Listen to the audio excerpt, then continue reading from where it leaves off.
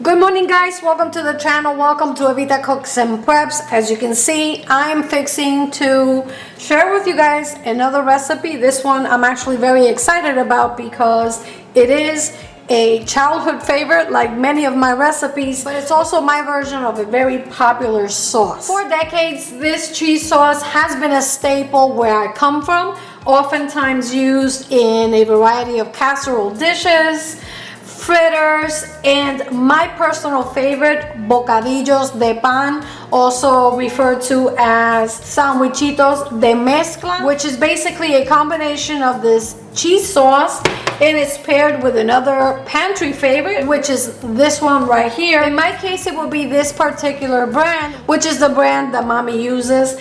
I have mentioned in other videos before that my mom is very particular about the ingredients that she uses in her recipes, and she's very loyal to her particular brands. So anytime I write a new recipe, I keep in mind, first of all, my upbringing. My mother is obviously a very big influence for me, as well as her brothers and sisters, which I mentioned before that the majority of them cook.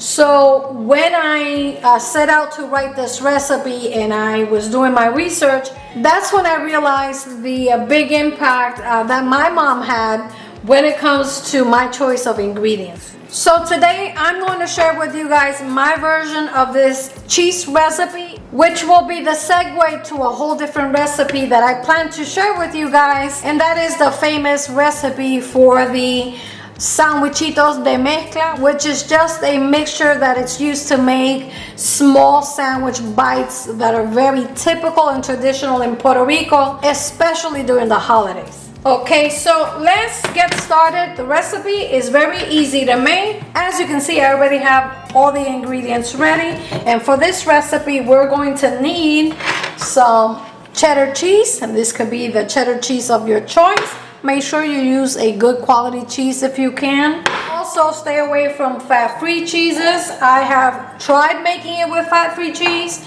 and the results are really not the same. So you definitely want to use a good quality cheddar cheese. You're also going to need some mustard powder, salt, and you guys know by now that my salt of choice is the Redmond Real salt. I love this salt and I couldn't recommend it enough to you guys. As you know, I am an affiliate of Redmond Real salt, and you can find a 15% discount code in the description box below the video. I also leave it for you guys in a pinned comment. Anytime you use my link to make a purchase with Redmond Real salt, whether you buy the salt or the bentonite clay or any of the products available, not only do you save some money, but you also support the channel free of charge to you, of course. So be sure to check that link.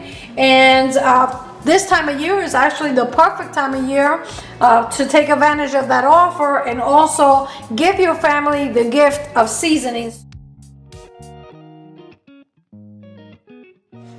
And the process begins with warming up the evaporated milk on medium heat. Okay, after about 2 minutes or so, the milk is nice and warm. And now we can add the cheddar cheese, and I cut mine into chunks. The smaller you cut it, the faster it will melt. And if you want, you could even shred it and stir constantly until the cheese melts into the evaporated milk. This takes about 3 to 4 minutes. And in the meantime, I'm gonna begin whipping the eggs and getting them ready for the next step.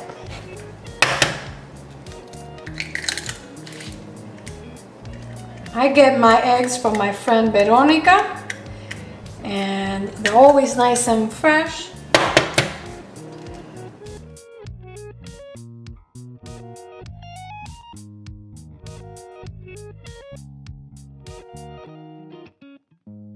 Now that the cheese is beginning to melt, you can go ahead and add the mustard powder.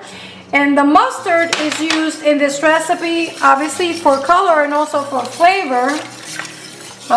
It's not a lot of mustard, but you'll see that it does make a difference. I've made it without the mustard powder and I don't get the same results. So every ingredient that I add to this recipe. I've tested it many times, and this one seems to be the best of all the ones that I've made.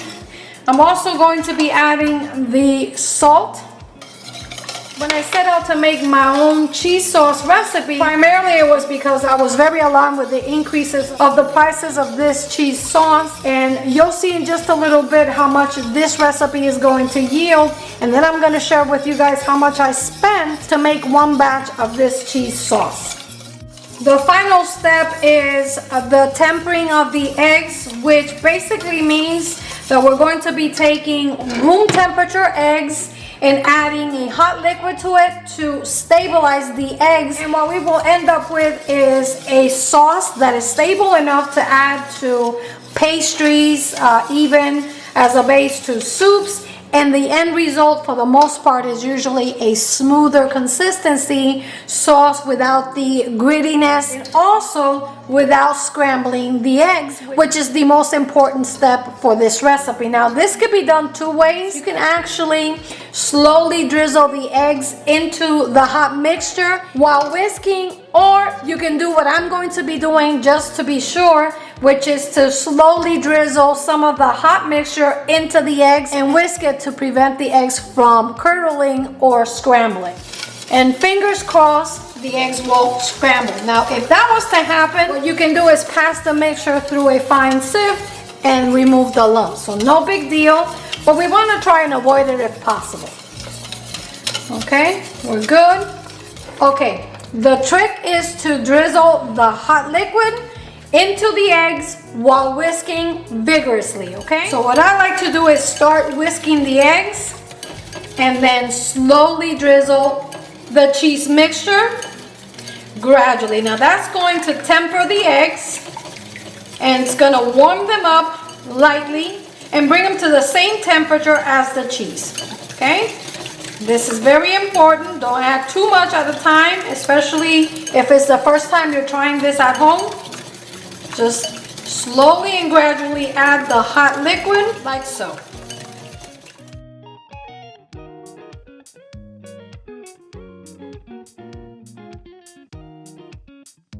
Take your time. And I'm adding about a cup of the hot liquid to the eggs before I add the eggs into the remaining cheese mixture, okay? Here we go. This will also be done slowly and gradually. You don't want to add it all at once, and you want to stir constantly while you're adding them.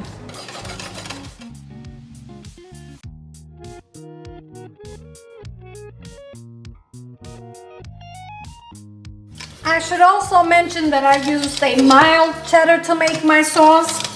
The extra sharp cheddar cheese gives you a gritty texture that I'm not too fond of, but my husband loves, so we're definitely opposites when it comes to our cheddar cheese. But check it out, the sauce is ready, and I'm going to pour it into the clean jars. I'm not going to put it through the canner because I'm going to be using this cheese in the next couple of days, but you can definitely can it if you want to.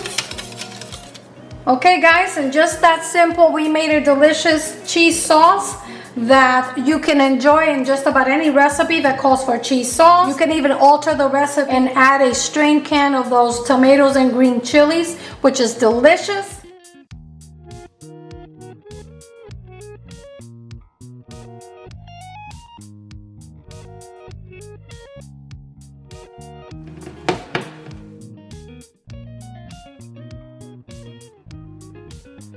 And there you have it, my version of this cheese sauce without the food colorings and additives. And for more delicious tips and recipes like this one, consider subscribing to the channel, like, share, and comment for the YouTube algorithms, and activate the bell so you never miss out on any of my videos. And until next time, I'm Evita, Cooks and Preps. Bon appetit! You really have to try it.